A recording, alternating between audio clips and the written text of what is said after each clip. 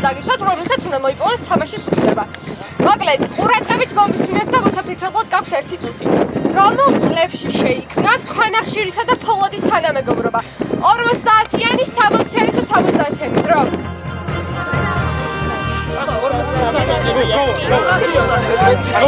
პასუხი ხო? კარგად, მითხარით პასუხი. 50-იანი.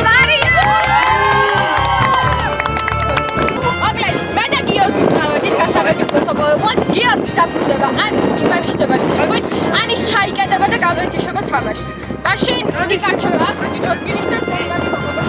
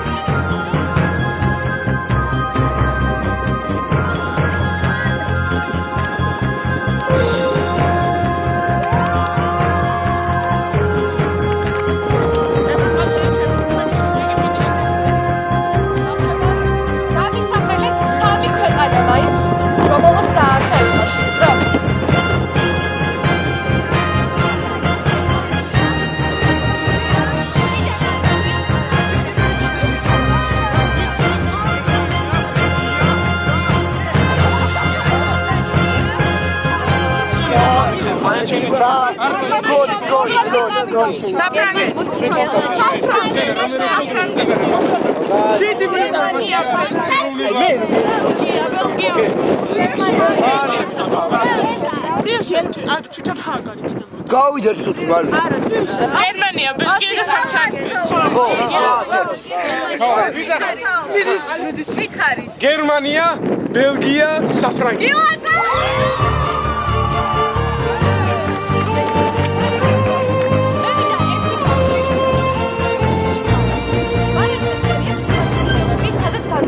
სხვადასხვა კუთები, სადაც არის ან კიდევ მიმართულება. ჭირდება რომელიც გაყვება ამ ბარათებს და მივა გასაღებამდე.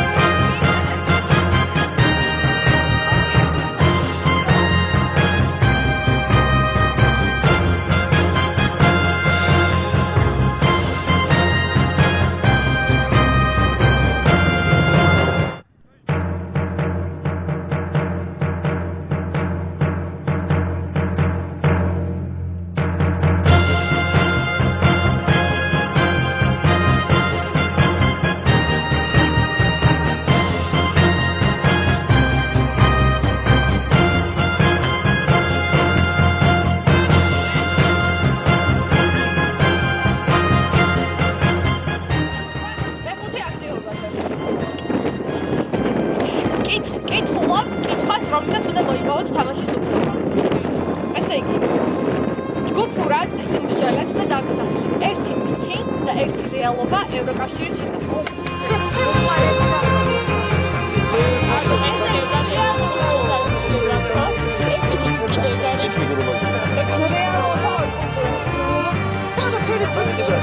ამ ვის მითი და ფია ამ მირას ჯოჯოლია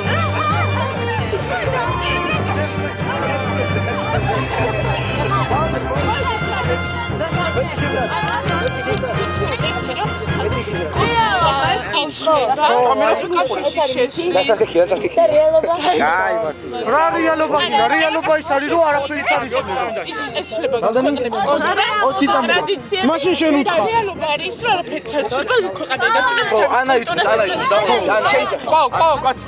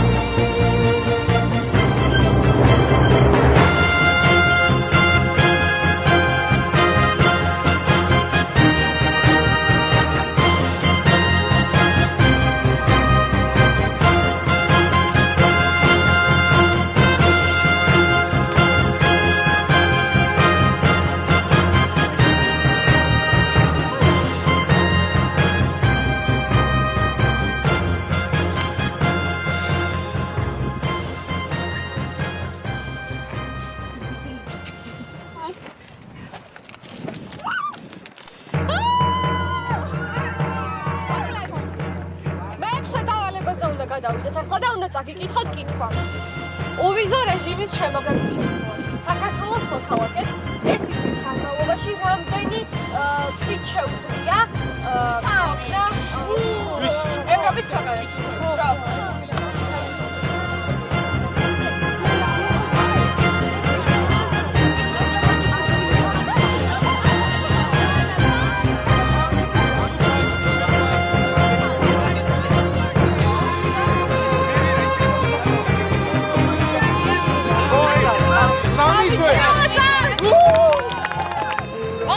ალბათ ხედავთ პირას კოლბებს.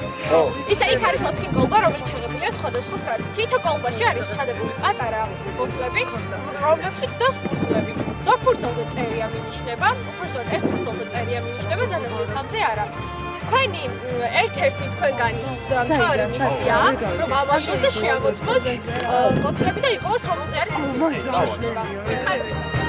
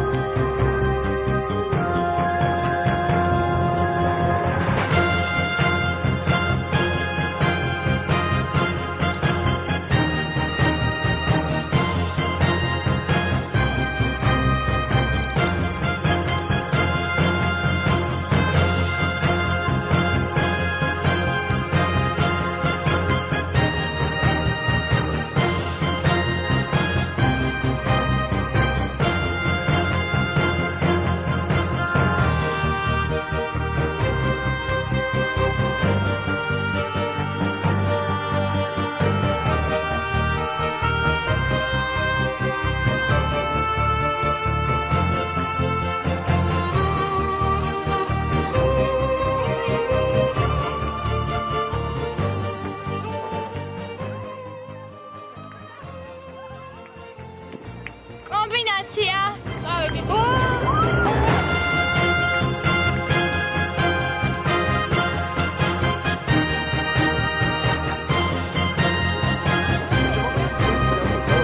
ევროკავშირი, კომუნიკაცია, კომბინაცია. ბიჭო, ერთი ვერ დაიწყებ, არ არის ვაფშე. რა არის კომბინაცია?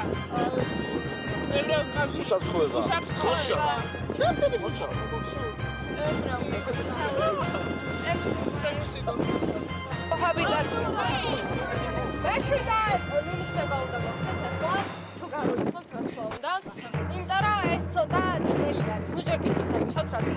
და კითხვა ძალიან ადვილია. მაშინ მიპასუხეთ, რამდენი წევრი ქვეყანაა ევროკავშირში?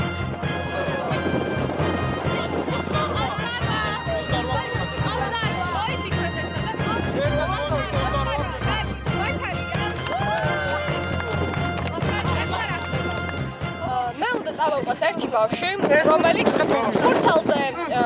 ფურცელზე გარკვეული ანუ ფურცელზე არის მოცემული გარკვეული წვლილი, რომელზეც არის ასოები და ასოების მიხედვით მან უნდა იპოვოს ევროპის წევრი ქვეყნები და შემდეგ უნდა გააკეთოს დროშები ამ ქვეყნების, ბავშვებო, უნდა გააკეთოს ქვეყნების დროშები და უნდა მიიტანოს დროშასთან, სადაც დახდება მინიშნება. თუ დროშების გაკეთებას ვერ მოასწრებს, მაშინ მინიშნება დაიკარგება.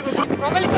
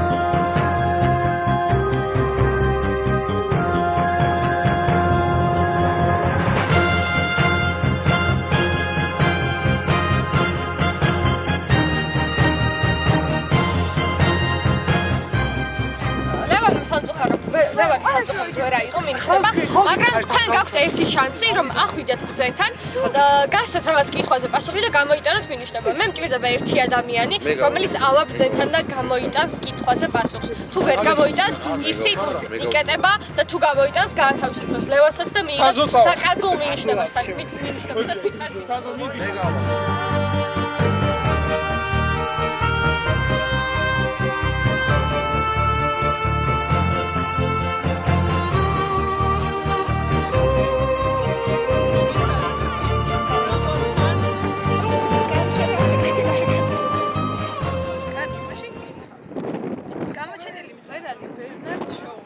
დაიბადა 1856 წელს შორეულ ინგლისში იდეების შესახებ ასე წერდა. თუ შენ გაქვს ვაშლი და მეც მაქვს ვაშლი, ვაშლები რომ გავცვალოთ ორივეს გვექნება ისევ თითო ვაშლი. მაგრამ თუ შენ გაქვს იდეა და მეც მაქვს იდეა, იდეები რომ გავცვალოთ, რამდენი იდეა გვექნება? ორი იდეა გვექნება.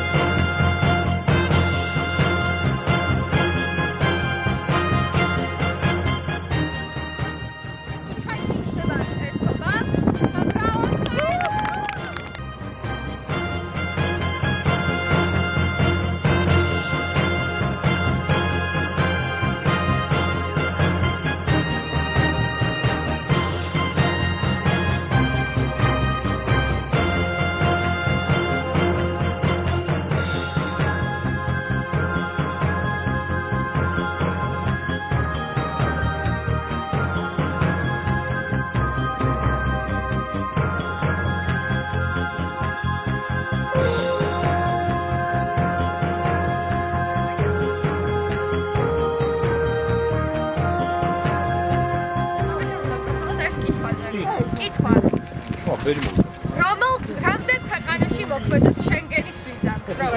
სადაც შენგენი. 26. ვიცით, პასუხი შენგენის ვიზა მოქმედებს 21 წელს.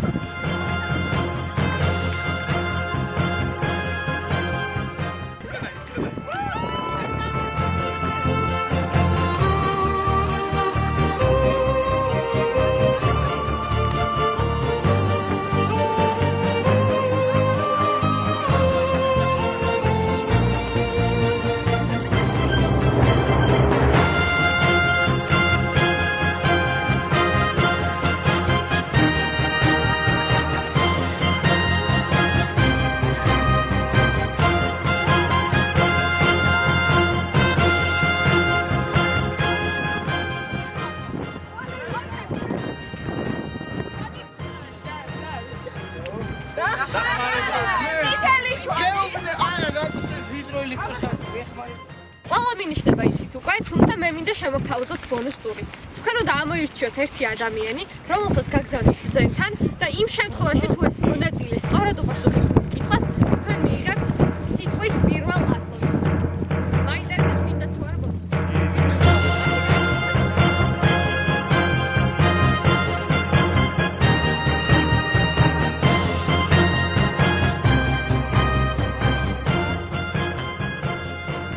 დედამიწაზე ყველა ადამიანურმა გრძნობამ და თვისებამ მოიყარა თავი.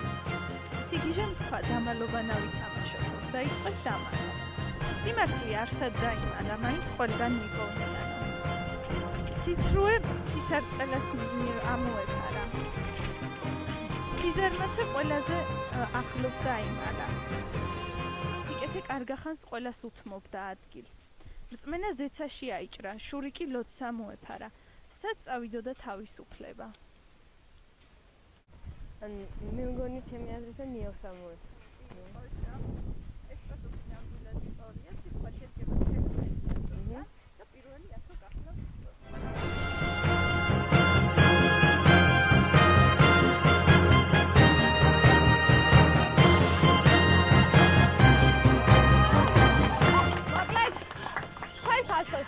თქვენს ასაწყობ სიტყვაში პირველი ასო არის შეგიძლიათ აქ ახლა იმსჯელოთ იმაზე თუ რა სიტყვა უნდა ააწყოთ იქ და აქედან წასვლისას უკვე უნდა დადგეთ სიტყვებზე რაც შეიძლება სწრაფად შეგიძლიათ იმსჯელოთ.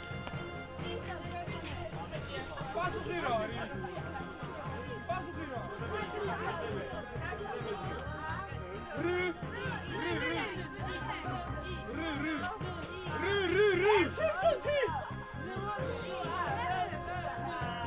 ზოგი ვერ დადგება რა.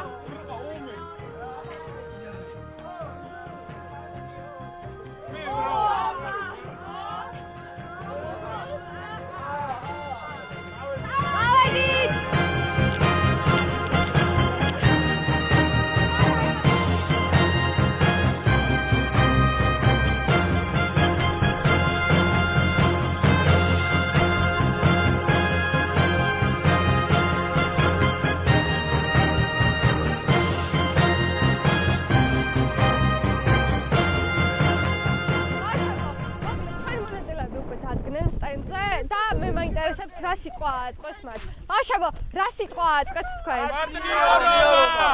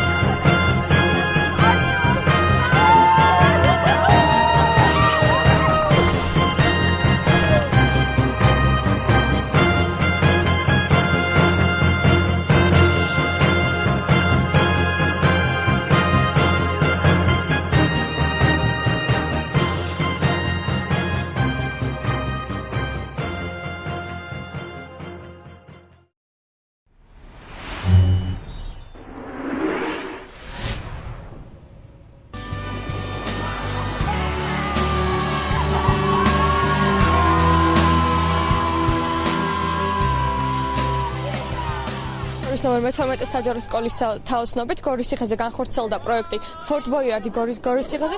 პროექტში მონაწილეობას იღებდა 22 მოსწავლე. მოსწავლეებს მიეცათ 9 დავალება, რომელიც უნდა შეესრულებინათ მათ. საბოლოო ჯამში ბავშვები აგროვებდნენ 9 მინიშნებას, რომლითაც უკვე უნდა გამოიცნოთ საკვანძო სიტყვა.